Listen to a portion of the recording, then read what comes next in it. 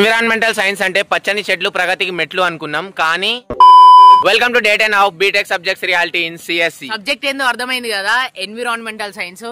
ఇక ఈ సబ్జెక్ట్ లో అయితే మనము ఎన్విరాన్మెంట్ గురించి అంటే చెట్ల గురించి, పక్షుల గురించి, యానిమల్స్ గురించి ఎవ్రీథింగ్ నేర్చుకుందాం అనుకుంటాం.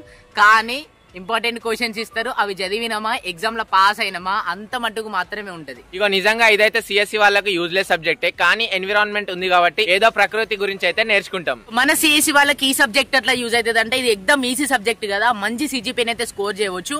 కానీ ఒకటేం గుర్తుపెట్టుకుంటారంటే ఈ సబ్జెక్ట్ లో మస్తు మంది ఫెయిల్ అవుతారు, అది కూడా గుర్తుపెట్టుకోండి.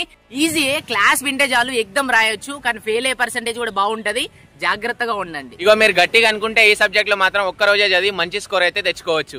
ఇక ఓవరాల్ గా ఈ సబ్జెక్ట్ గురించి మాట్లాడుకుంటే మన సిఎస్సి వాళ్ళకైతే యూజ్లెస్ సబ్జెక్ట్, బట్ సిజిపి పరంగా మనకి సబ్జెక్ట్ మంచిగా యూజ్ అవుతుంది. ఫైనల్ గా మాట్లాడుకుంటే చెట్టే ప్రగతికి మెట్టు. మరి నెక్స్ట్ టైం సబ్జెక్ట్ కావాలి కామెంట్ చేయండి.